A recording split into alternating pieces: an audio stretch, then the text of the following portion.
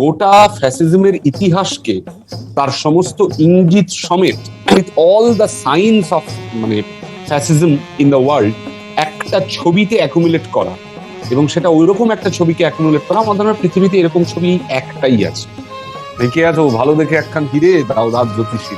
এটা মানে এখন আমরা বাংলায় কথা বলি, কিন্তু আমাদের মনে হয় যদি আমাদেরকে টম ক্রুজের মতো দেখতে লাগতো। 12 বছর বাদে আবার নায়ক ছবিটা দেখছিলাম, তাতে করে আমি দেখলাম উত্তমের কাজে কোনো খুঁত নেই, কিন্তু ছবিটাতে যে কোনো খুঁত নেই বা এ নেই সেটা আমি বলতে পারবো না। কিন্তু ওটা প্রথমেই মানে সত্যজিৎ বাবু একেবারে 100 গোল দিয়েছিলেন। ব্যোমকেশের ওই ইন্ট্রোডাকশনকে আর কোনোদিন বিট করা সম্ভব হবে না। লেখাপড়া করে যেই অনাহারে মরেছে, এটার ওই সৌমিত্র বাবুর মিড ক্লোজটা যখন ধরা আছে তখন ডেপতে একটা সৈনিক হাঁটছে। ডক্টর দাস বলেন, তখন ডক্টর দাস বলে, বলুন, আপনি বলুন যে ফ্যাসিজমের আইডিয়াটা যদি পরিষ্কার করে কারো মাথায় ঢোকাতে হয় তাহলে শিশুদের মাথায় ঢোকাতে। সবাইকে অন্যায়ের প্রতিবাদ করতে হবে এটা একদম কম্পালসারি নৈতিক দায়িত্ব তাও নয়। সবাই অন্যায়ের প্রতিবাদ নাই করতে পারেন, ভীতু হতে পারে, সেটা সমস্যা নয়। সমস্যা হচ্ছে অন্যায়কে অন্যায় বলে রেজিস্টার করতে পারে।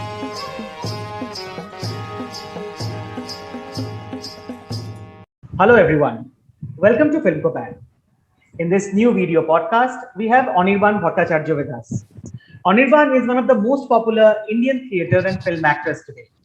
He has worked primarily in Bengali theatre and films. Apart from acting, Anirban is a very successful lyricist and singer.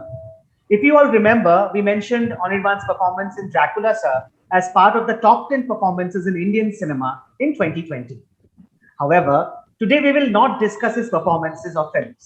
We will definitely do that at some other time. This year, we are celebrating the birth centenary year of the great Indian author Satyajit Ray. We will be discussing two of his movies, Chiriyakhana and Hero Kajar Deshe, in this order. Anirban, thank you for joining us today.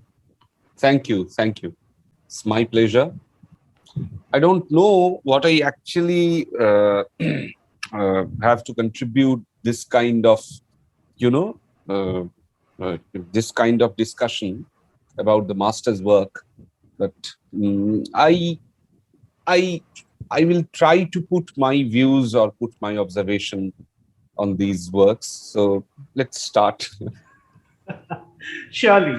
So, as I said, we will start the discussion with the Whodunit Chiriyakhana, which is a 1967 Indian Bengali language crime thriller film based on the story of the same name by Sharadindu Bandyopadhyay, directed by Satyajit Ray, and starring Uttam Kumar as Byomkesh Bakshi.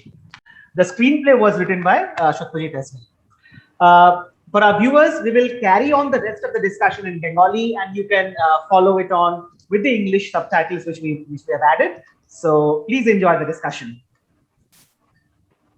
Anirban, তোমাকে প্রথমেই যেটা জিজ্ঞেস করতে চাই, চিড়িয়াখানা যখন release হয়েছিল তখন খুব পপুলারও হয়েছিল, বক্স অফিস সাকসেসও পেয়েছিল সিনেমাটা।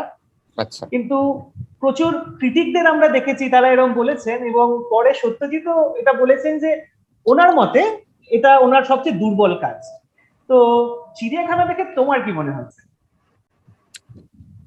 এইটা আমি মানে সত্যজিৎ রায় যখন লিখে গেছেন নিজের চলচ্চিত্র জীবনের কথা অনেকগুলি প্রবন্ধে, তখন উনি এমনকি one of his finest work, মানে cinematically one of his finest work নিয়েও উনি মানে একটা বলে গেছেন যে এই কাজগুলো আমি সম্পূর্ণভাবে যে আমাকে স্যাটিসফাই করেছে বা আমি এটা খুব নিখুঁত ছবি হয়েছে এরকম কিন্তু উনি প্রায় কখনোই বলে যাননি। যেমন একটা লেখা, খুবই বিখ্যাত নায়ক নিয়ে লেখাটা মূলত উত্তম কুমারকে নিয়ে।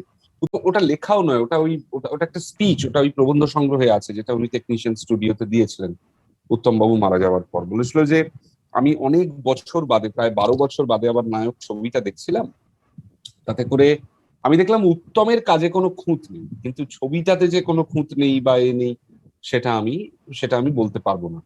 ফলত উনি বিভিন্ন জায়গাতেই মানে একটা সিনেমাকে মানে পশ্চিমী দেশ যতটা টেকনিক্যালি পারফেকশনের জায়গায় নিয়ে যেতে পারছে, সেই জায়গা থেকে যে আমাদের দেশে আমাদের প্রদেশে তার একটা লিমিটেশন ছিল, অর্থনৈতিক লিমিটেশন, মেকানিজমের লিমিটেশন, মেশিনারির লিমিটেশন, সেটা কিন্তু উনি বারবারই বলে বলে গেছেন। তবে এটাও ঠিক যে মানে এটাকে কখনো ঢাল হিসেবে ব্যবহার করেননি। মানে আহ, আহ, দেখুন, এরা সব বড় মানুষ ছিলেন, বিরাট মাপের শিল্পী ছিলেন, বিরাট মাপের চিন্তক ছিলেন, ফলত এরা কখনোই এটা করবেন না। কিন্তু আবার এটাও ঠিক যে they never denied truth about their realism of their work culture or the reality of their work culture, যে কখনোই ডিনাই করেননি যে আমাদের অসুবিধে আছে, সেগুলোকে মেনশন করতে করতে যেতে হবে। এখন কথা হচ্ছে যে মানে উনি কোন জিনিসটাকে মেনশন করছেন এ হিসেবে, মানে দুর্বল ছবি হিসেবে, বা এটা ওনার খুব একটা মানে not one of his finest work, তাতে অ্যাপারেন্টলি আজকে আমরা যা যা দেখি, সিনেমা বলুন, ওটিটি প্ল্যাটফর্ম বলুন, সবকিছুর জন্যই তাতে করে টেকনিক্যালি তার মান যেখানে গিয়ে পৌঁছেছে, এবার আমাদের চোখ যেগুলো দেখতে অভ্যস্ত হয়ে গেছে, যে সাউন্ড আমাদের কানে এসে এখন পৌঁছয় নানান রকম জিনিসপত্রের মাধ্যমে, কোনো সন্দেহ নেই যে চিড়িয়াখানা একটা টেকনিক্যাল ছবি হিসেবে এখনকার মানুষের চোখে এবং কানে যথেষ্টই অপরিপক্ক এবং এবং মানে ত্রুটিপূর্ণ মনে হবে। কিন্তু অনেকগুলো অনেকগুলো স্তরে গিয়ে বিচার করার দরকার আছে। সেটা হচ্ছে 1967 সালের ছবি, এবং তখন কি কি লিমিটেশনের মধ্যে দিয়ে একটা বাংলা ছবি তৈরি হয়, not even Indian film, it was a Bengali. তো মানে তখন অলরেডি যে মানে মানে কি বলবো, মানে ভারতীয় ছবি এবং বাঙালি ছবি এখনকার মতো ডিস্টিংটিভ একটা না হয়ে গেলেও তখনও তো সেটা ছিল। ফলত কি যন্ত্রপাতি তার হাতে এসে পৌঁছচ্ছে, কিভাবে তিনি করছেন, কতটা শুটিং ফ্রেন্ডলি তখন সবকিছু হয়ে আছে, ফলত সেই অনেকগুলো জিনিসপত্র বিচার করার দরকার আছে। তবে এতটুকু আমি বলতে পারি যে আমার যতটুকু সিনেমার জ্ঞান, তাতে হ্যাঁ ওইটাই যে দেখার পার্সপেক্টিভ, দেখার জায়গা থেকে আমরা এখন যা যা দেখি, যেভাবে দেখি, তার তুলনায় চিড়িয়াখানাকে একটা টেকনিক্যালি উইক ফিল্ম মনে হতে পারে। এছাড়া আমি তো কোনো দুর্বলতা দেখি না। মানে চিত্রনাট্যের জায়গা থেকে বলুন, সংলাপের জায়গা থেকে বলুন, অভিনয়ের জায়গা থেকে বলুন, মানে আমি তো মানে বিরাট এটা এটা এটা এটা খুব ভুল হয়েছে বা এটা খারাপ লাগছে দেখতে, এরকম তো আমি কিছু দেখিনি, বরং অজস্র ইন্টারেস্টিং এবং শিক্ষণীয় জিনিস আছে।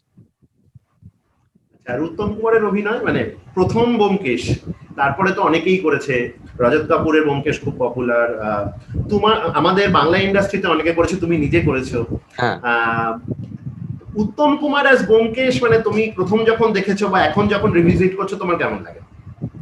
হাই এন্ড, মানে আমি যখন ব্যোমকেশ করা শুরু করি তখনও আমাকে জিজ্ঞেস করা হতো যে বেস্ট ব্যোমকেশ বা প্রিয় ব্যোমকেশ, আমি উত্তম কুমারের কথাই আমার মাথায় থাকতো। কারণ এবং খানিকটা বলা যেতে পারে আমি ফলো করি, আমি যে ব্যোমকেশে অভিনয় করি তাতে আমি উত্তম বাবুর লাইন অফ অ্যাকশনটা ফলো করি। রাজীব কাপুর অসম্ভব ভালো অভিনয় করতেন, বাকিরাও খুবই ভালো পারফর্ম করেন, অভিনয় করেন, কিন্তু আমার মনে হয়েছে যে ওই যে বাঙালি আনাটা, যে একজন বাঙালি গোয়েন্দা, মানে মৌলিকভাবে প্রদোষচন্দ্র মিত্র এবং ব্যোমকেশ বক্সির যে তফাৎগুলো, সেই সেই এবং কেন তফাৎ, কেন ব্যোমকেশ বক্সী একটা অন্যরকম লোক, সেইটা উত্তমবাবু একদম প্রথমবার ব্যোমকেশের মানে চরিত্রায়নী একেবারে খুব স্পষ্ট করে দিয়েছিলেন, বাঙালি আনাটা। এবং আমি মনে করি এখনো পর্যন্ত যত ব্যোমকেশ হয়েছে তাতে ব্যোমকেশের এই ইন্ট্রোডাকশনকে আর কেউ বিট করতে পারে, যে একটা ক্যামেরা রাস্তা থেকে বাড়ির মধ্যে ঢুকে গিয়ে বাড়ির জিনিসপত্রে প্যান হতে হতে হতে ফাইনালি যখন মেইন চরিত্রের উপরে আসছে ব্যোমকেশ বক্সির ওপর, তখন তিনি হাতে একটা সাপ নিয়ে বসে আছেন। এত বড় সিনেম্যাটিক এরকম ধাক্কা, এরকম সোয়াগ, এরকম স্টাইলাইজেশন, এটা বোধহয় আমার মনে হয় আর কেউ কখনো মানে তারপরে নানাভাবে নানা পরিচালক ব্যোমকেশকে এনেছেন, হঠাৎ দরজা খুলে বেরিয়ে এলো, বা হঠাৎ একটা শুধু পেছনটা দেখা যাচ্ছে, বা শুধু একটা প্রোফাইল ফেস দেখা যাচ্ছে, একটা খুব আলো এসে পড়েছে, সবাই নানান রকম ভাবে চেষ্টা করেছেন, কিন্তু ওটা প্রথমেই মানে সত্যজিৎ বাবু একেবারে 100 গোল দিয়েছিলেন, যে ব্যোমকেশের ওই ইন্ট্রোডাকশনকে আর কোনোদিন বিট করা সম্ভব হবে। একটা অদ্ভুত ব্যাপার আছে না, মানে আমি জানি না, মানে আমার মনে হয় মানে উত্তম কুমার যখন কোনো অন্য চরিত্রকে প্রশ্ন করছে, চরিত্রের দিকে তাকাবে না, যে প্রশ্নটা যখন শেষ হয়ে গেল তখন অল্প করে তাকালো, মানে ওই যে সোয়াগের কথা বলছিলে না, মানে বিভিন্ন জায়গায় এত এফার্টলেসলি সোয়াগটা বার করে আনে উত্তম কুমার, মানে অভাবনীয়, তাই না? হ্যাঁ, তবে হ্যাঁ, তবে আমি জানি না, এগুলো হয়তো সবই আন্দাজের কথা। আসলে আমার মনে হয় যে মানে উত্তম বাবুর আহ, উত্তম বাবুর সাথে সত্যজিৎ রায়ের নায়কের কাজের যে যে পন্থা, যেরকম ভাবে উনি বলছিলেন, মানে স্টারিজম থেকে, মানে একজন স্টারকে নিয়ে এসছেন তাকে বললে, বা উত্তম বাবুর অভিনয়ের ক্রোনোলজির উনি একটা আলোচনা ছোট করে করেছেন ওর লেখায়।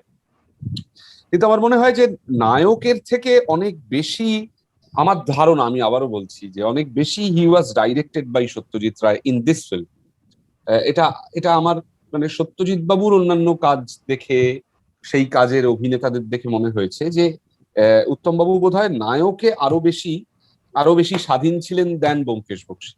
কিন্তু ওই যেহেতু বিরাট মাপের পরিচালক, বিরাট মানের পরিচালক, উত্তম বাবুর থেকে যেটা দরকার ছিল সত্যজিৎ রায়ের, সেটা হচ্ছে যে একদম এফার্টলেস একটা বাঙালি হিরোর, মানে যাকে দেখলে ভালোবাসতে ইচ্ছে করবে, যাকে দেখলে ভরসা করতে ইচ্ছে করবে, এবং যে ওই রকম ভাবে কথাটা বলতে পারেন। মানে দেখুন উত্তম বাবুর বাচন, মানে আমরা অনেক অভিনেতার বাচন ভঙ্গি নিয়ে কথা বলি, কিন্তু সদর্থেই উত্তম বাবুর বাচন ভঙ্গি নিয়ে সেরকম ভাবে আলোচনা হয় না, খুব একটা অভিনেতারাও করেন না। কিন্তু এই অপূর্ব বাচন ভঙ্গি, মানে মানে ওই শেষ দৃশ্যে যখন বলে যে একজনই মিথ্যে কথা বলেছিলেন, তো তাকে আমি আবার সেই প্রশ্নটা জিজ্ঞেস করছি, ডক্টর দাস বলেন, তখন ডক্টর দাস বলে বলুন, আপনি বলুন।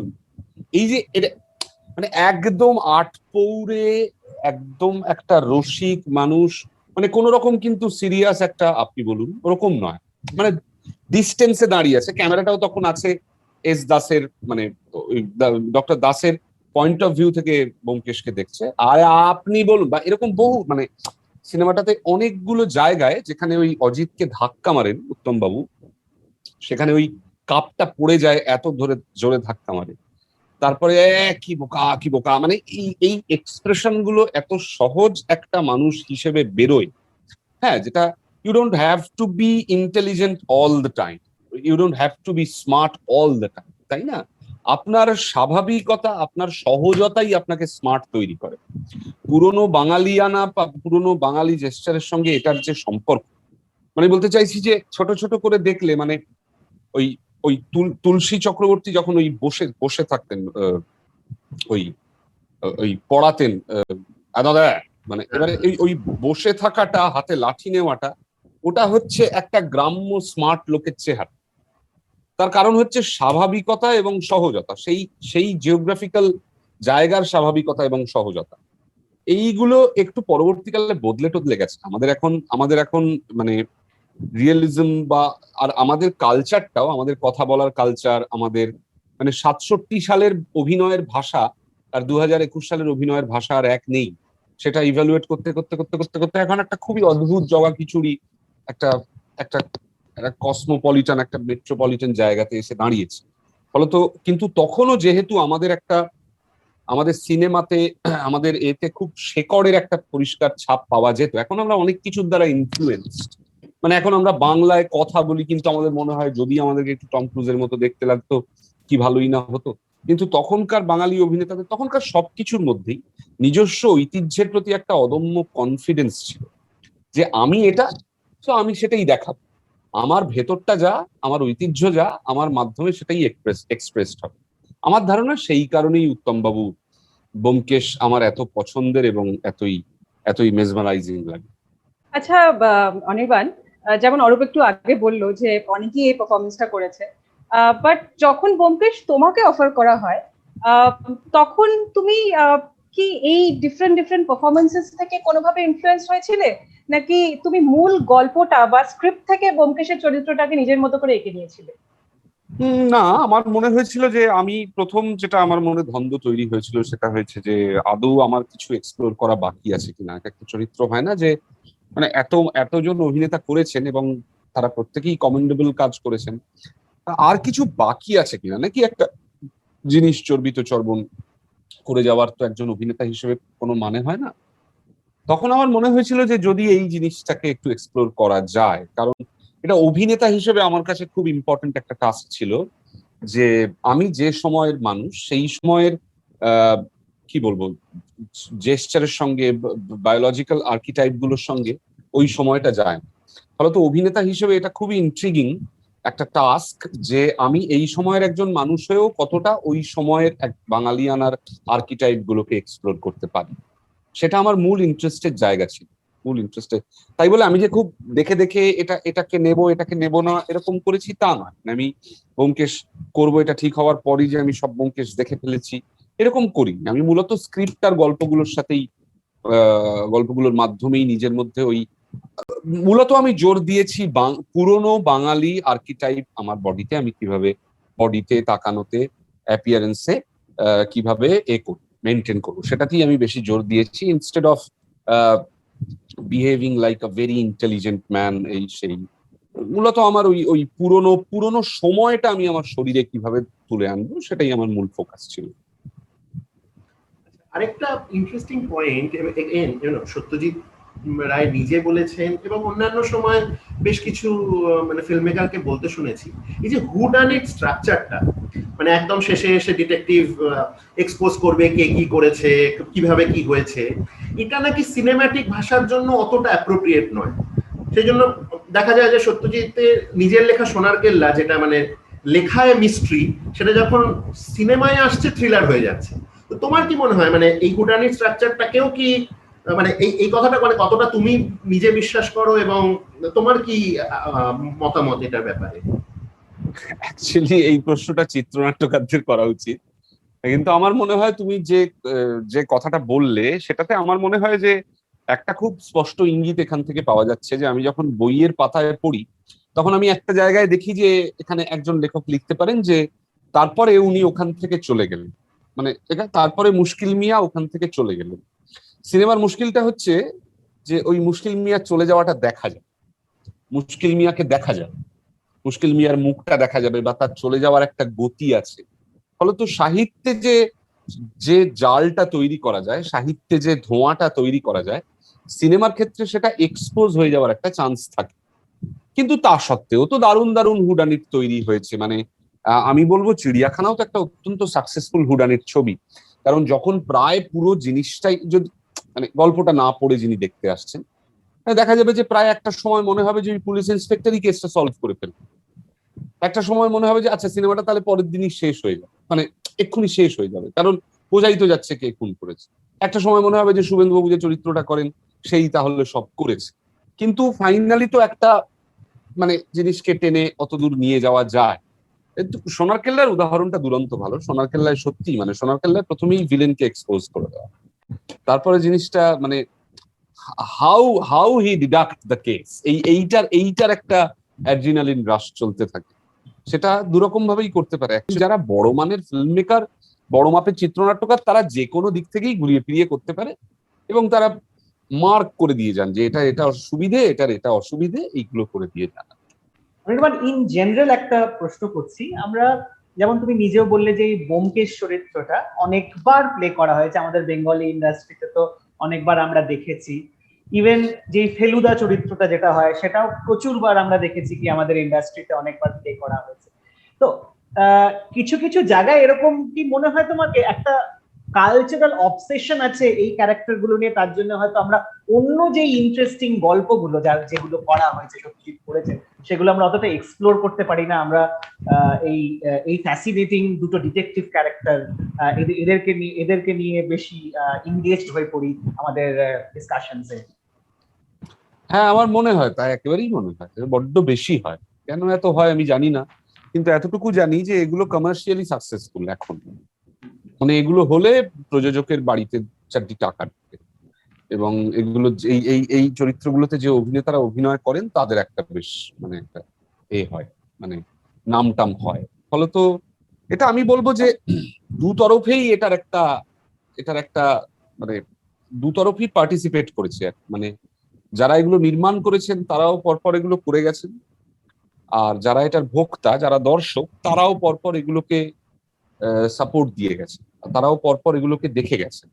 মানে এরকম কোনো এখনো পর্যন্ত আসেনি। মানে আমি যদি লাস্ট আড্ডা টাইমসের সৃজিত মুখার্জি পরিচালিত ফেলুদা ফেরতের কথাও বলি, তাহলে লাস্ট সেইটা পর্যন্ত মানুষ প্রমাণ করেছেন যে এখনো তারা এইগুলোর প্রতি অবসেসড, ফেলুদার প্রতি, ব্যোমকেশের প্রতি। এখনো পর্যন্ত হইচইয়ের ব্যোমকেশের একটা খুব স্টেবল একটা সার্টেন দর্শক আছে এবং মানে এরকম কোনো সিজন এখনো পর্যন্ত যায়নি, আপস এন্ড ডাউনস হয়েছে, কোনোটা বেশি ভালো কোনোটা ততটা ভালো নয় হয়েছে, কিন্তু একেবারে লোক রিজেক্ট করে দিয়েছে এখনো পর্যন্ত হয়নি। ফলত এটা মানে কি বলবো, মানে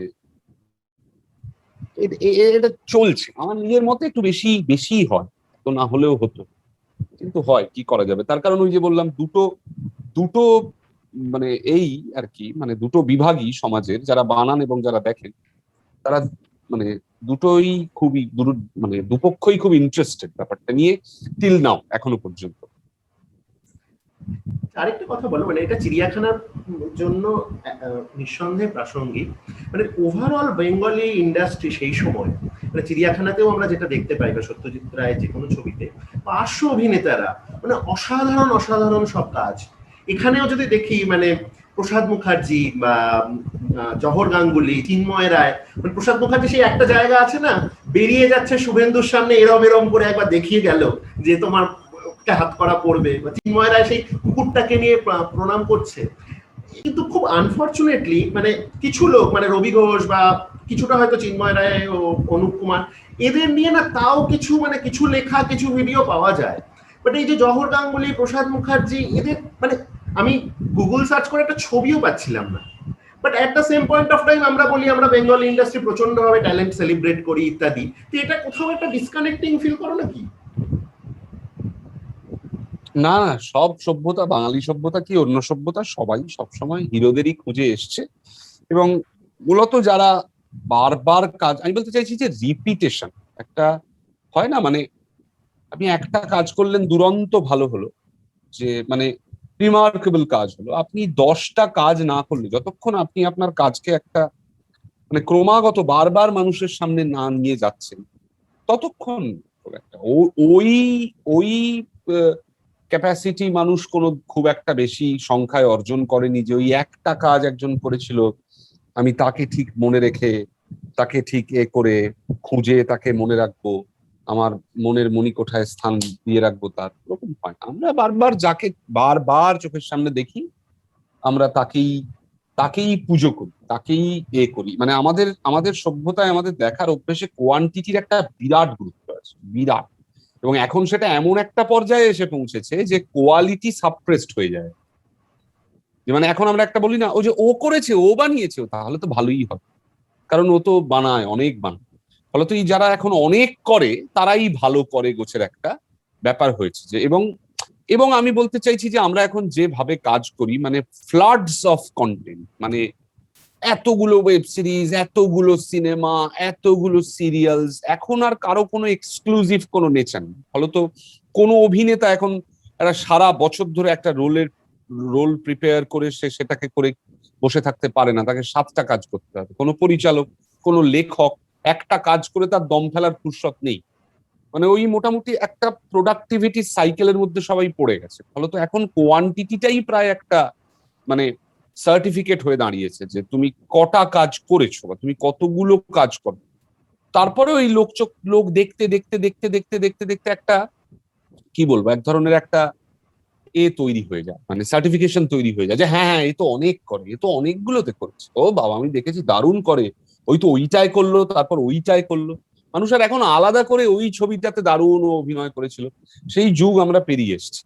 কিন্তু তুমি যে সময়টার কথা বলছো, যে এই ধরনের পার্শ্ব চরিত্রদের নিয়ে কাজ হলো না কেন, এখন হলে হয়তো হতো, কারণ এখন মানুষ নানান রকম জিনিসপত্র নিয়ে কাজ করে, মানে নানান রকম হারিয়ে যাওয়া প্রতিভা নিয়ে কাজ করে, নানান রকম করে। এটাই এটাই ভেবে সুখ পাওয়া যায় নাকি, যে মানে তাও আর কিছু না হোক সত্যজিৎ রায়ের মতো ফিল্ম মেকার এদেরকে খুঁজে খুঁজে বের তো করেছিলেন, ব্যবহার তো করেছিলেন। মানে এরকম মানের অভিনেতারা একদম যে হারিয়ে যায়নি বা কোনোদিন চোখের সামনেই আসেনি আমাদের, তা তো নয়, যে কোথাও তো একটা ডকুমেন্টেড হয়ে থেকে গেছেন। আজকের আলোচনায় তো আমরা বলতে পারছি যেরকম দারুণ দারুণ অভিনেতারা ছিলেন। এই আর কি। Now we will continue with our discussion on Hirokazu Deshe, the other movie which we talked about, English title Kingdom of Diamonds. Hirokazu Deshe is an Indian Bengali dystopian fantasy science fiction film. It is the second installment of Gupigain Bhagabain series, directed by Satyajit Ray. It is Ray's take on political satire in the mold of a children's film. A unique aspect of the film is that most of the dialogues exchanged by the characters of the film are poetic verses. Hirok Rajar Deshe got the National Award for the best film in the Bengali language in the year 1980. And before we start our discussion on Hirok Rajar Deshe, I have a disclaimer. All the characters in this movie are fictitious, in this discussion are fictitious. Any resemblance to anyone living or dead is purely coincidental. Okay. So now I'll continue the rest of the discussion in Bengali. Anirban, Anirban রাজার দেশকে নিয়ে তো অনেক কথা হতে পারে, তবে আজকের দিনের দাঁড়িয়ে স্ট্যান্ডিং টুডে ভারতবর্ষেই বলি না পুরো বিশ্বতেই বলি, হীরক রাজার দেশে কি আমরা বেশি প্রাসঙ্গিকতা দেখতে পারি এখন, নাকি আগে যা ছিল তার চেয়ে অ্যাজ ডেজ আর গোয়িং, যেমন দিন যাচ্ছে ওটা কি বেশি প্রাসঙ্গিক হয়ে উঠছে? এখন সব থেকে বেশি প্রাসঙ্গিক, কোনো সন্দেহই নেই তাতে। অনেকগুলো জায়গা, মানে তুমি ভেবে দেখো, ওই একটা জায়গায় রীতিমতো আছে যে মানে প্রহরীরা এসে লোকজনকে তুলে দিয়ে যাচ্ছে, এবং মানে একটা বোধহয় ডায়লগও আছে যেখানে রাজা বলছে যে রাজপথের ধারে যারা সব দরিদ্রের চিহ্ন আছে তুলে দেওয়া হোক। মানে কি অদ্ভুত ভাবে ফিরে এসেছে সিকোয়েন্সটা আমাদের কাছে। এইগুলো তো মানে আমি বলতে চাইছি যে এগুলো তো গ্র্যান্ড সিনস, মানে বড় বড় সিন। আমি বলছি যে এরকম দৃশ্য আছে, মানে প্রথমে দেখা যাচ্ছে যে ওই শিক্ষামন্ত্রী লটবহর নিয়ে পাঠশালার দিকে আসছে, তার আগে হিতোপদেশ পড়ানো হচ্ছে। তো বললো যে কি হলো, কি পড়ানো হচ্ছে? হিতোপদেশ। উপদেশ? কার উপদেশ? হিতাহিতের বিচার করে কে বলে? তারপরে ওই শিক্ষামন্ত্রী এসে বলে যে এই পড়ো, বলো কি বচন শোনো। তখন উনি বচন করতে থাকেন, সভাকবি বচন পড়তে থাকেন। তখন তারপরে ওই উদয়ন পণ্ডিতের মিড ক্লোজ ধরা হয়, যে যখন বলে যে মাস্টার এই বলো পণ্ডিত বলো, তখনও বলে যে পড়াশুনো করে যেই অনাহারে মরে সে, লেখাপড়া করে যেই অনাহারে মরে সে। এটার ওই সৌমিত্র বাবুর মিড ক্লোজটা যখন ধরা আছে, তখন ডেপথে একটা সৈনিক হাঁটছে। ফলত এমন নয় যে শুধু গ্র্যান্ড স্কেলে ধরা আছে, মাইক্রো স্কেলে, মানে যে কোনো একটা শর্ট যখন ডিভাইড করছেন, যখন ডিজাইন করছেন, তখন সব রকম ভাবে আমার মতে বলে, আমি যত সিনেমা দেখেছি ফ্যাসিজমের নোটবুক হিসেবে এই হীরক রাজার দেশের থেকে বড় ছবি আর পৃথিবীতে কিছু তৈরি হয়েছে বলে আমি মনে করি। মানে যতই বাচ্চাদের ছবি বলা হোক, মানে নোটবুক, মানে প্রায় নোটবুকের মতো। এখন ইউরোপ প্রচুর ছবি তৈরি করেছে, ওদের কাছে সেকেন্ড ওয়ার্ল্ড ওয়ারের একটা মানে বিরাট ধাক্কা ছিল, ওরা নানান রকম ঘটনা নিয়ে তৈরি করতে পেরেছে, নাৎসি হলোকাস্ট নিয়ে তৈরি করতে পেরেছে, কনসেন্ট্রেশন ক্যাম্প নিয়ে করতে পেরেছে, জিউ কিলিং নিয়ে, মানে পিয়ানিস্টের গল্প, একজন মিউজিশিয়ানের গল্প নিয়ে করতে পেরেছে, বা আরো অজস্র ছবি আছে। কিন্তু গোটা ফ্যাসিজমের ইতিহাসকে, তার সমস্ত ইঙ্গিত সমেত, with all the signs of মানে ফ্যাসিজম ইন দ্য ওয়ার্ল্ড একটা ছবিতে অ্যাকুমুলেট করা, এবং সেটা ওইরকম একটা ছবিকে অ্যাকুমুলেট করা, আমাদের পৃথিবীতে এরকম ছবি একটাই আছে। যাতে মানে আমি বলতে চাইছি যে মানে কেউ যদি জানতে চায় আচ্ছা ফ্যাসিজম কি, তাকে সৌমেন্দ্রনাথ ঠাকুরের বইটা দেওয়ার থেকে হীরক রাজার দেশের সিডি বা লিঙ্কটা দিয়ে দেওয়া অনেক ভালো। You want to know what is fascism, watch this, that's. ওটা পুরো ফ্যাসিজমকে কভার করে ওই ছবিটা, প্রত্যেকটা ফ্রেমে, প্রত্যেকটা ডায়ালগে, সবকিছু। আচ্ছা একটা কথা বলো, মানে এটা হয়তো একটু পার্সোনাল হয়ে যেতে পারে, একটা সিকোয়েন্স আছে না যেখানে সৌমিত্র উদয়ন পণ্ডিতের পাঠশালা ওরা বন্ধ করে দিয়েছে, উনি কোন রকমে বেঁচে পালিয়ে এসেছেন, এবং রাস্তায় দেখছে যে কৃষক শ্রমিক যাদের উনি আগে থেকে পরিচিত, তারা পুরো অন্য কথা বলছে, মগজ ধোলাই হয়ে গেছে, রাজার বুলি বলছে, একদম আলাদা কথা যেটা আগে শুনে এসেছে, বন্ধু বা পরিচিতর মুখে শুনছে। ঠিক যে জিনিসটা আমরা ইনফ্যাক্ট তোমার মেফিস্টোতেও দেখেছি, মানে ফার্স্ট হাফে তুমি যে কথা বলছো একদম চেঞ্জ হয়ে যাচ্ছে মেফিস্টোতে সেকেন্ড হাফে। পার্সোনাল লাইফে কখনো এরকম ফেস করেছো, একদম অন্য কথা বলতে শুনছো পরিচিত কাউকে, চেনা কাউকে? হ্যাঁ, চতুর্দিকে তো সবাই বল, এ আর নতুন, সবাই বল সেরকম। তারপর তার ফলে তোমার রিয়াকশন কি হয়েছিল সেটা দেখে? কিছুই রিয়াকশন হয় না, একটাই যেটা শঙ্কার লাগে, সেটা হচ্ছে যে আস্তে আস্তে মানুষের এটা অভ্যেস হয়ে যাবে।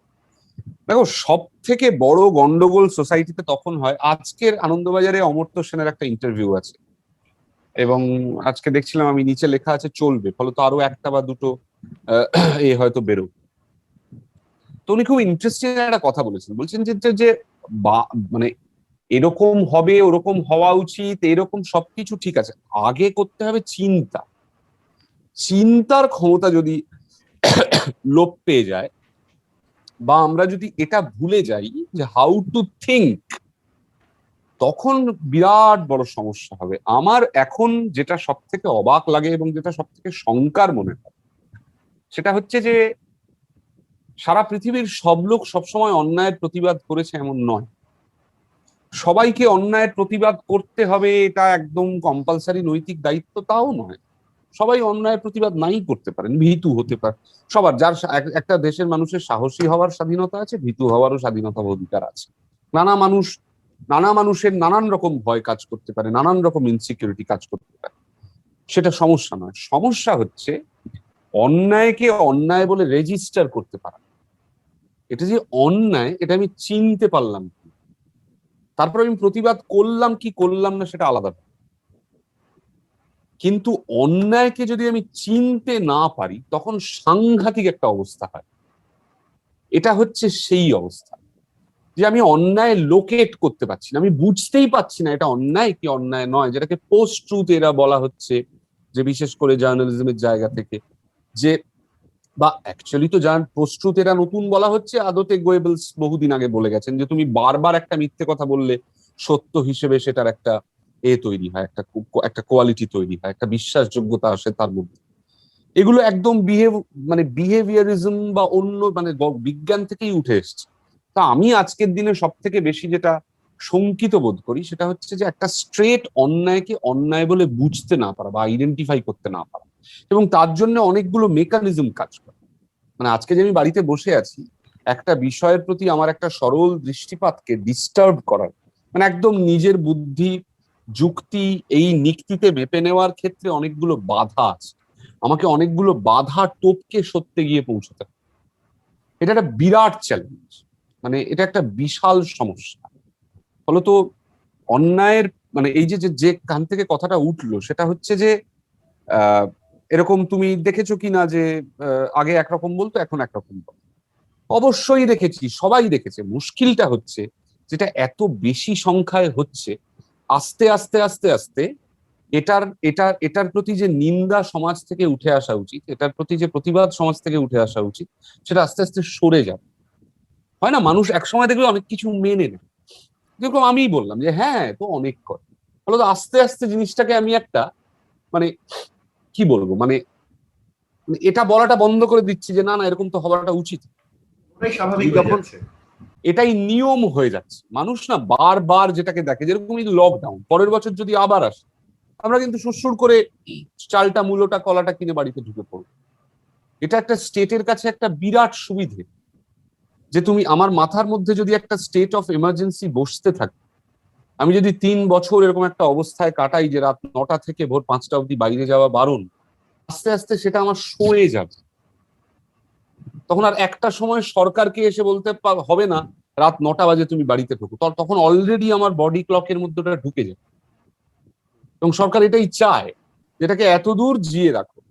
এটাকে ক্রাইসিসটা তো ছিল হেলথে, ক্রাইসিসটা তো স্বাস্থ্যে, কিন্তু আমরা তো বেশিরভাগ মেজারমেন্টসই দেখেছি মিলিটারি কায়দা, কারফিউ করা, একটা পুলিশ স্টেট হিসেবে দেখা জিনিসটাকে। আমি মানছি যে এই ডিপার্টমেন্ট মহামারী রোধ করার ক্ষেত্রে বা ডিজাস্টার ম্যানেজমেন্ট অ্যাক্টেই সবগুলোই আছে, যে কোথাও একটা পুলিশ দিয়ে স্বরাষ্ট্র মন্ত্রক দিয়ে এই সব কিছু দিয়েই কন্ট্রোল করতে হয়। সে আগেও পৃথিবীতে এভাবেই হয়েছে, এখনো হয়। কিন্তু এটার একটা ভয়ঙ্কর দিক আছে, যে আস্তে আস্তে আস্তে আস্তে এরকম একটা স্টেট অফ মিলিটারি কিংবা স্টেট অফ পুলিশ আমার মাথার মধ্যে বসে যাবে। ফলত আমার স্বাধীনতা নিয়ে প্রশ্ন করার আগেই আমার স্বাধীনতা, আমার অধিকার নিয়ে আমার ধারণাগুলোই সংকুচিত হয়ে আসবে। ফলত তখন আমি আর ঠিক প্রশ্নগুলোই করতে পারবো। তোমার কাছে যদি ঠিকঠাক প্রশ্নগুলো করার জ্ঞানই না থাকে বা বোধই না থাকে, তাহলে প্রশ্ন বেড়ে আর কি হবে? এগুলোই হচ্ছে মুশকিল। এটা হচ্ছে আজকের দিনের সমস্যা, যে আমি অন্যায়, অসুবিধে, স্টেট ইম্পোজিশন এগুলো ঠিক আইডেন্টিফাই করতে পারছি। আমি যখনই লকডাউনের বিরুদ্ধাচরণ করতে যাচ্ছি, তখনই আমার মনে হচ্ছে আমি একটা অ্যান্টি সিভিলাইজেশন কথা বলছি, বা আমি একটা মানে I am talking like enemy of the people, তাই না? এবং সরকার এই তর্কগুলো লাগিয়ে দিয়ে খুব মজা পায়। খেয়াল করে দেখবে সেন্ট্রাল গভর্নমেন্ট এবারে করেনি লকডাউন অ্যানাউন্স, সব আলাদা আলাদা স্টেট এক একটা দিনে লকডাউন অ্যানাউন্স করেছে। তো এগুলো মানে মানে they are use to play tricks with us. আমাদের দেশের রাজনীতির ব্যক্তিরা তারা তাদের জনগণের সাথে খেলতে ভালোবাসে, নতুন নতুন খেলা জানেও, নানান রকম তাদের মাথাতে বুদ্ধিও আসে। ছিল তো হেলথ ক্রাইসিস, ছিল তো 4টে রাতারাতি 16টা হাসপাতাল বানানো, এই করা সেই করা, এই প্রিপারেশন উল্টো হয়ে গেল। আমি আজকে বাড়ি থেকে বেরোতে গেলে আমাকে 4টে কাগজ নিয়ে বেরোতে হবে, ওই করতে হবে, পুলিশ ধরলে সেটা দেখাতে হবে, সব রকম করতে হবে। তো ইউ আর আন্ডার সাম মানে একটা অদ্ভুত একটা এর মধ্যে তুমি চলে আসবে, স্ক্যানারের আন্ডারে তুমি চলে আসবে। তো সেই হিসেবে যদি তুমি খুব ফৌজদারি কোনো ভুল করছো তাই, বাট ফৌজদারি ভুলের মধ্যে নতুন নতুন প্রতিদিন সংখ্যা বাড়ছে। তুমি যদি কালকে গভর্নমেন্টকে গিয়ে জিজ্ঞেস করো আমাকে কি কি সুবিধে দেওয়া হবে, তার একটা লিস্ট আমাকে পাঠা, যা আগামী 2 বছরে আমি কি কি সুবিধে পাবো ট্যাক্স পেয়ার হিসেবে, গভর্নমেন্ট খাবি খেয়ে যাবে। তুমি যদি গভর্নমেন্টকে জিজ্ঞেস করো যে আমাকে ভবিষ্যতে 2 বছরে কি কি ফৌজদারি মানে কি কি নিয়ম মানতে হবে, গভর্নমেন্ট তোমাকে 160 পাতার লিস্ট ধরবে। কোনো গভর্নমেন্ট, কোনো রাজনৈতিক নেতার, কোনো শাসনের চেহারা একদমই বদলায়। আমি যদি কালকে একটা জায়গায় গিয়ে বলি যে আমার পাড়াতে 2টো হেলথ সেন্টার করে দিন, সেখানে সর্বক্ষণ 24 ঘন্টা 2জন স্বাস্থ্যকর্মী বসে থাকবেন ওষুধপত্র নিয়ে, কোভিড ছাড়ুন, কোভিডের পরেও করে দিন, বা গ্রামে গ্রামে করে দিন। আমি যদি বলি পার্টি অফিসগুলো তুলে হেলথ সেন্টার করে দিন, লোকে আমার দিকে হাসবে, ঢিল ফিল ছুড়বে, উল্টো পাল্টা কথা বলছে। ফলত এইগুলো আমরা বোকা বনে গেছি। এখন আর নতুন করে নিজেদেরকে চালাক প্রমাণ করা সেটা একটা নতুন বোকামি হবে। এগুলো যেটা হয়, এগুলো একটা দেশের লম্বা প্র্যাকটিস হয়, যেগুলো প্র্যাকটিস করতে হয়। এবারে আমাদের অনেকের ওপর দায়িত্ব ছিল সেই প্র্যাকটিস গুলো করা, তারা করেননি, বা সেগুলো হয়তো করা সম্ভবও হয় না। আবার এক পা এগিয়ে গিয়ে এটাও বলা যায় যে মানুষ হয়তো এরকমই করবে, মানে মানে ফাইনালি মানুষ হয়তো, এখানে আমি সত্যজিৎ বাবুর শেষ ছবির উদাহরণ টানবো যে আগন্তুক। মানে বলছি গোটা ফিল্মোগ্রাফিটা যদি দেখা হয় তখন পরিষ্কার বোঝা যাবে যে একটা সময় উনি কি কথা বলতে চাইছেন, অ্যাটলিস্ট আগন্তুকে উনি কি বলতে চাইছেন। আগন্তুকে সিভিলাইজেশন নিয়ে যে কথাগুলো বলছে, তো আমরা মানুষ জাতিটার একটা স্পষ্ট ছবি আমাদের চোখের সামনে প্রতিভাত হয়। ফ্যাসিস্ট একটা এ নিয়েও যেমন পরিষ্কার একটা ছবি সত্যজিৎ বাবু করে গেছেন, সেরকম মানুষের ভেতরের যে ক্রাইসিস, মানুষ যে ফাইনালি নিজের হাতেই বন্দি, নিজেরই বুদ্ধি দ্বারা মানুষ বন্দি, সেটাও তো বলে গেছেন, সেটাও তো পরিষ্কার করে একটা ছবিতে করে দিয়ে গেছেন, তাই না? আমরা এসবে ইন্টারেস্টেড নই, আমরা ওই রকমই আর কি, মানে কে কিরকম, কে কি কাজ করে গেছেন, সেই কাজ আদতে আমাদেরকে কি বলতে চেয়েছে, এগুলোতে আমরা একদম আমাদের শুধু উৎসব। এবার 100 বছর, এবারে ভালো করে মালা দিতে হবে, মোটা মালা কিনে আনবো, এই সবই আমাদের, আমরা ভীষণ একটা উৎসব কেন্দ্রিক হয়ে গেছি আর কি। অথচ তো হওয়া তো উচিত ছিল যে মানে এগুলো হতো। আমি মেদিনীপুরে যেখানে থাকতাম সেখানে একটা ছিল, ওই সিনে সোসাইটি, সেখানে সিনেমা দেখা হতো। শুধু মেদিনীপুরে না, অনেকগুলো জায়গায় ছিল, এগুলো সব ক্ষয়িষ্ণু, উঠে যাচ্ছে। সেখানে বসে বসে আলোচনা হতো। আমরা পড়েছিলাম কলেজ স্ট্রিটের একটা জায়গায় একটা ঘরে এসে বাদল সরকার বসতেন, কিছু ছেলে মেয়েকে নিয়ে কথা বলতেন। শ্রমিক বন্দ্যোপাধ্যায় আছেন না, তার লেখাতে পড়েছি। শিশির ভাদুড়ি থিয়েটার ছেড়ে, শ্রীরঙ্গম ছেড়ে দেওয়ার পর ওরকম কলেজ স্ট্রিটের ছোট্ট একটা ঘরে কিছু ছাত্রছাত্রী নিয়ে বসতেন, কথা বলতেন, ইন্টেলেকচুয়াল ডিসকোর্স আদান প্রদান হতো, অভিনয় নিয়ে, থিয়েটার নিয়ে, সিনেমা নিয়ে কথা হতো। তো উঠে গেছে। আমরা তো সকালে ঘুম থেকে উঠি, দাঁত মাজি, চাকে শুটিং করতে যাই বাড়ি। একটা জিনিস প্র্যাকটিস করতে হবে, শুধু শুধু আলোচনা করে মানে ওরকম করে কিছু হবে না। এবারে সেটা, সেই প্র্যাকটিসটা কমে যাচ্ছে আস্তে আস্তে, কারণ আমাদের এমন একটা প্রোডাক্টের চাপ। আমি তো আমার প্রথমবার খুব মনে হচ্ছিল যে লকডাউন একটা নতুন কিছু আনলো, একটা সভ্যতার কাছে একটা বিরাট একটা নতুন, কিচ্ছু না, নাথিং নিউ। এই লকডাউন হচ্ছে একটা ঘাপটি মেরে থাকার সময়, অসুস্থ হলে চিকিৎসা করা বা এরকম যে একটা বিরাট হেলথ ক্রাইসিস হচ্ছে তখন ভয় ভয় থাকা। লকডাউন উঠলেই চো দৌড়ে কাজে ঢোকা, এবং যেভাবে কাজ হতো ঠিক সেইভাবেই হচ্ছে এখন। ন্যাচারালি আরো তাড়াহুড়ো করে হবে, আরো প্রেসার নিয়ে কাজ করতে হবে। নাথিং, ওর কোনো রকমের কোনো রিয়েলাইজেশন ওসব। একটা কথা বলো, বিশেষ করে গোপীগাইন, বাঘাবাইন এবং হীরক রাজার দেশেতে কস্টিউমের একটা খুব ইম্পর্টেন্ট জায়গা আছে, এবং তুমি নিজে থিয়েটারে কাজ করেছো। এবং আমি একটা ইন্টারভিউতে অ্যাকচুয়ালি সন্তোষ দত্তকে বোধহয় বলতে শুনেছিলাম যে উনি বলছিলেন যে ওই বৈজ্ঞানিক চরিত্রটা আমি কিভাবে করবো বুঝতে পারছিলাম না, যখন কস্টিউমটা এসে পৌঁছালো, কস্টিউমটা আমি পরার পরে আমি একটা ডেলিভারির আন্দাজ পেলাম। তো তোমার এক্সপেরিয়েন্স থেকে কস্টিউম কি এতটা বড় ইম্পর্টেন্ট জায়গা প্লে করে, মানে চরিত্রটা এলিভেট করতে? বিরাট এলিমেন্ট প্লে করে। হীরক রাজার দেশে তো মূলত মানে আমি বলতে চাইছি যে সিম্বলিজমের যে কথাটা বলা হয়, বা উনি বলছিলেন যে ডিস্টোপিয়ার যে কথাটা বলা হচ্ছে এবং বাচ্চাদের ছবির যে কথাটা বলা হচ্ছে, সেটা তো হচ্ছে মেজরলি কস্টিউমের মাধ্যমে। খানিকটা সংলাপের রাইমে হচ্ছে, কিন্তু আমি চোখের সামনে যেটা দেখতে পাচ্ছি, যে ছবিটা দেখতে পাচ্ছি, সেটা খানিকটা কার্টুনিশ, একটু গ্রাফিক নভেলের কায়দায়, এরকম জামাতে গোল গোল গোল গোল গোল গোল, সেটার প্রতি মানে ছবিটাকে সাইমেলটেনাসলি মানে সিম্বলিজমের দিকে ঠেলা হচ্ছে, ছবিটাকে ডেফিনেটলি আর্টিস্টিক করে তোলা হচ্ছে, এবং ছবিটাকে বাচ্চারা যাতে, আমি বলছি এরকম একটা ছবি যে উনি বাচ্চাদের জন্য বানাতে চেয়েছেন, এখানেও মোক্ষম টার্গেট অডিয়েন্স। যে ফ্যাসিজমের আইডিয়াটা যদি পরিষ্কার করে কারো মাথায় ঢোকাতে হয়, তাহলে শিশুদের মাথায় ঢোকাতে হবে, কারণ তারা এখনো পর্যন্ত নন জাজমেন্টাল, তারা এখনো পর্যন্ত একটা কন্টেন্টকে খোলা চোখে খোলা মনে দেখে। ফলত ওদের কাছে ফ্যাসিজমের আইডিয়াটা ক্লিয়ার হওয়া দরকার। এই বললাম না যে বড় বড় লোকেরা সব একদম কারেক্ট জিনিস করে দিয়ে গেছেন, কিন্তু ওই কি আর করা যাবে। ইনফ্যাক্ট আমরা তো মানে ওখানে আপরাইজটাও দেখি যে মানে বাচ্চাদের মধ্যে হচ্ছে, বাচ্চাদের মুখ ঢেকে মুখ বেঁধে রাখা আছে, তারপর ওরাই ছুটে যাচ্ছে একেবারে একদম প্রপার টার্গেট, সোজা নিয়ে গিয়ে একদম টার্গেট করেছে।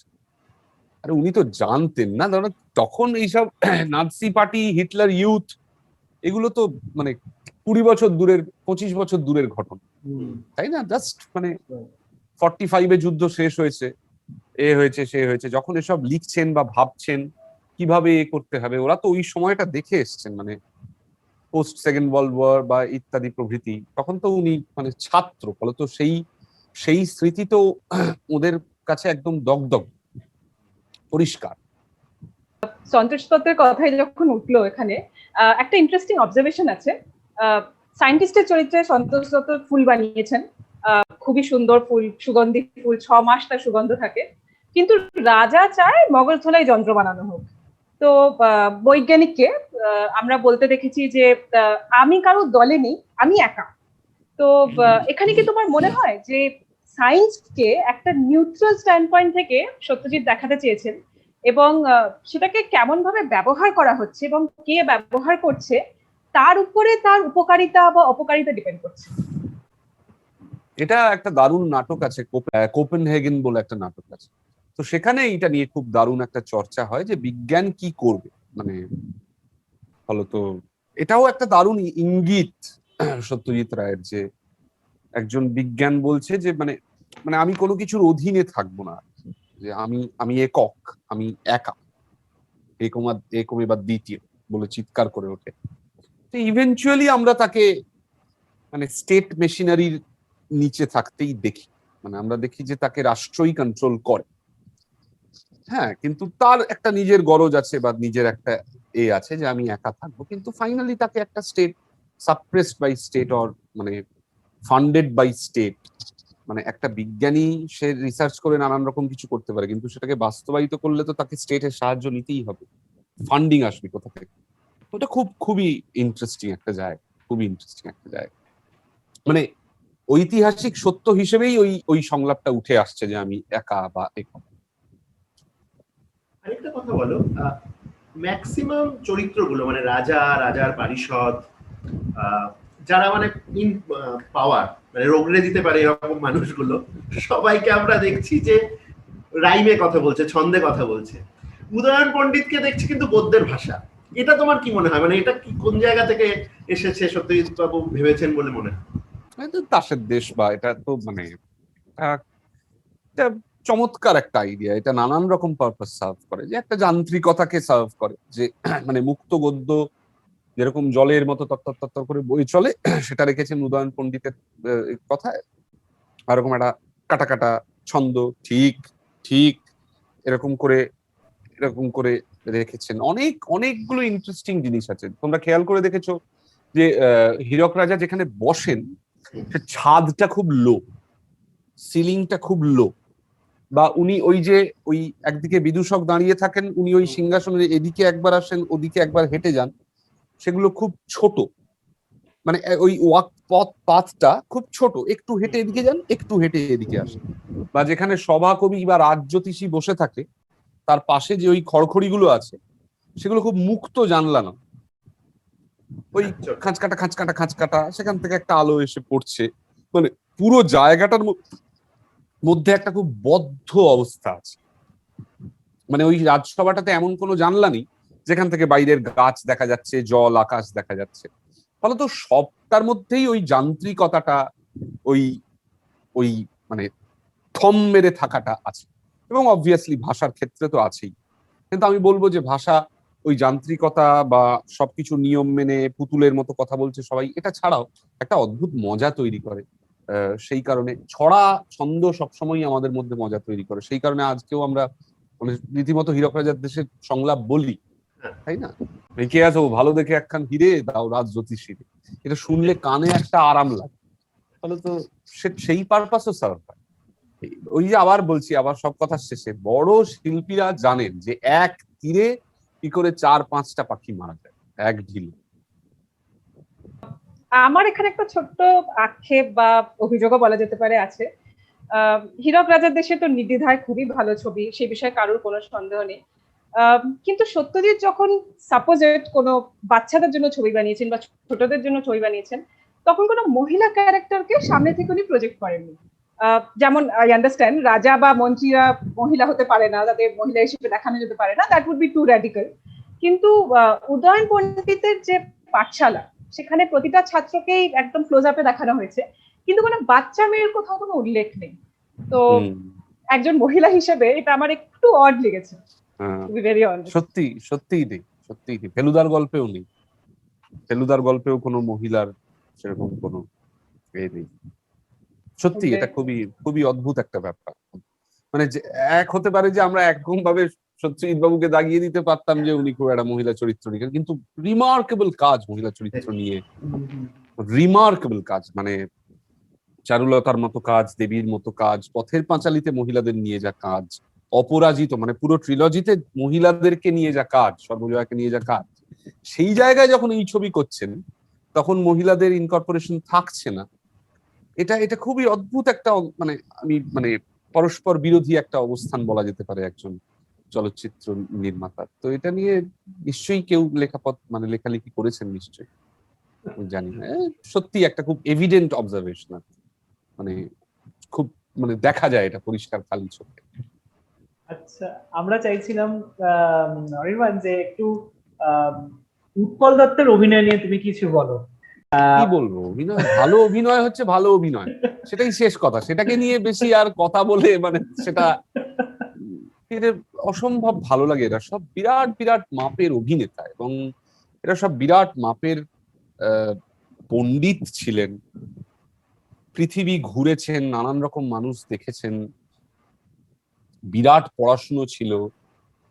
এবং সব থেকে বড় কথা যে সবসময় এগুলো দিয়ে যে ভালো অভিনেতা হওয়া যায় তা তো নয়, সঙ্গে সঙ্গে তাদের অসম্ভব স্কিলফুল ছিলেন, স্কিলড ছিলেন, ভালো গলা ছিল, ভালো উচ্চারণ ছিল, 3টে ভাষা দারুণ বলতে পারতেন। উৎপলবাবু তো আরো অনেক ভাষা বলতে পারতেন।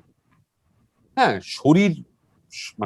শরীরের ব্যবহার জানতেন। এবং এরা যাদের কাছে শিখেছেন, উৎপলবাবুর গুরু বলেন উৎপলবাবু, জেফ্রি কেন্ডাল ওনার গুরু। ফলত বিদেশি লোকেদের কাছে, স্বদেশী লোকেদের কাছে এরা সব অভিনয়ের পাঠ নিয়েছেন, সারা জীবন নিয়োজিত করে রেখেছেন নিজেদেরকে শিল্প চর্চায়। ফলত এটা একটা লম্বা জীবনের চর্চার ফল। এটাই হচ্ছে ব্যাপারটি। মানে ফলত সাহেবে তাপস পালের বাবা উৎপল দত্তের তার চোখ, তার মুখ, তার এক্সপ্রেশন, এবং হীরক রাজার দেশেতে তার এক্সপ্রেশন, বা মগনলাল মেঘরাজ হিসেবে তার এক্সপ্রেশন, বা ভুবন সোমের উৎপল দত্ত, ফলত এগুলো হচ্ছে মানে, এবং অভিনেতার তো কাজ তাই। আর এদের এদের ক্ষেত্রে আমার মনে হয় যে এরা অ্যাড অন করতে পারতেন নিজেদের পাণ্ডিত্যের জায়গা। আমার সবসময় মনে হয়েছে যে একজন অভিনেতা তার মানে চরিত্র লেখা থাকে, সবকিছু থাকে, তারপরে তার নিজস্বতা কি দিতে পারে, সেটা হচ্ছে তার নিজস্ব পলিটিক্যাল বা সোশ্যাল ইন্টারপ্রিটেশন দিতে পারে। এবার সেটার জন্য তো আমাকে পলিটিক্যালি বা সোশ্যালি এনরিচড হতে হবে। আমি বাড়ি থেকে বেরিয়ে শুটিং এ যাই, শুটিং করে বাড়ি আসি, আমি সমাজের চারটে জিনিস সম্পর্কে আমার কোনো ধারণাই নেই, আমি একটা সোশ্যাল ইন্টারপ্রিটেশন করবো কি করে একটা চরিত্র? আর আসলে এরা এত লোক দেখেছেন, নানান রকম ও চড়াই উতরাইয়ের মধ্যে দিয়ে গেছেন। উৎপলবাবু দীর্ঘদিন লিজ নিয়ে থিয়েটার চালিয়েছেন, থিয়েটার করেছেন, পরিচালনা করেছেন, লিখেছেন, এতগুলো চরিত্র নিজে সৃষ্টি করেছেন। ফলত এরা ভালো অভিনয় করবে না তো কার করবে? অবশ্যই এগুলো কোনো মানদণ্ড নয়, মানে এগুলো কোনো কিছু না করেও পৃথিবীতে দুরন্ত দুরন্ত ভালো অ্যাক্টর আছেন। কিন্তু আমার ধারণা যে আমাদের এখানকার লেগ্যাসি যেভাবে তৈরি হয়েছে, তাতে তাতে এইটা খুবই আছে, এটা খুবই কাজ করেছে আর কি। আমাদের এখানকার সংস্কৃতির ইতিহাসটা যেভাবে তৈরি হয়েছে, সেইগুলো সেখানে এইগুলো ভীষণভাবে আছে। এমনকি সত্যজিৎ রায়ের মানে ছাত্র জীবন, তার পড়াশুনোর জীবন, তার বিনোদ বিহারীর কাছে আঁকা শেখা, তার পুরো জীবন চর্চাটার দিকে তাকালেই বোঝা যায় যে তার সিনেমা বোধ বা সিনেমার ক্রাফট তিনি কিভাবে তুলে আনছেন। এগুলো উনি নিজে বলেওছেন বহু জায়গায়, বহু ইন্টারভিউতে পরিষ্কার বলেছেন। ফলত সেখান থেকেই বোঝা যায় যে যে আমরা তো পশ্চিমের মানে লোকজন নই, আমরা তো মানে যেটাকে coat unquote third world country বলা, পিছিয়ে থাকা সভ্যতার বলা। ফলত এখানে একটা অদ্ভুত স্বশিক্ষার একটা চিরকাল খুব গুরুত্ব থেকে গেছে। আমাদের এখানে বহু বছর পরে ন্যাশনাল স্কুল অফ ড্রামা হয়েছে, কিন্তু আমাদের এখানে বিরাট কোনো থিয়েটারের পীঠস্থান ছিল না, বিশাল কোনো ছিল না। ফলত আমাদের আমাদের দেশে বা আমাদের এই বঙ্গ দেশে স্বশিক্ষার একটা বিরাট গুরুত্ব থেকে, অন্তত শম্ভু মিত্র, উৎপল বাবু, অজিতেশ বন্দ্যোপাধ্যায়, এদের লেখা বা এদের চর্চা যখন আমরা পড়ি, তখন তার পেছনে স্বশিক্ষার একটা বিরাট গুরুত্ব আছে, বিরাট বিশাল। মানে অবভিয়াসলি কমিউনিস্ট পার্টির আদর্শ, বামপন্থী আন্দোলন, এসব ছেড়েও যদি আমি শুধু শিল্পের নিরিখেও বিচার করি, তাহলেও সেখানে একটা স্বশিক্ষার বিরাট গুরুত্ব আছে।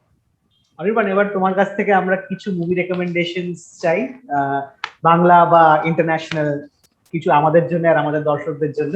তুমি যদি কিছু রেকমেন্ড করতে আমি পারো। যে খুব অনেক সিনেমা দেখি তা না, আমি প্রচুর সিনেমা যে দেখেছি তা নয়, আর আমি অনেক সিরিজ টিরিজও দেখি, মানে খুব একটা পরপর টানা দেখে যেতে পারি না। ফলত আমি আমি যে খুব রেকমেন্ড করার মতো লোক, আর এখন লোকজন যা সিনেমা দেখে, প্রচুর সিনেমা দেখে, প্রচুর সিনেমা বেরোয়, সিনেমা অ্যাভেলেবলও হয়ে গেছে। আমাদের এখানে যেরকম টোরেন্ট খুবই হই হই করে চলে, আমেরিকাতে যেরকম কম্পিউটারে টোরেন্ট লিখে টাইপ করে সার্চ মারলেই বাড়িতে পুলিশ আসবে, এখানে তো আর তা নয়। এখানে সবাই টোরেন্ট থেকে ডাউনলোড করে সব ছবিই দেখে।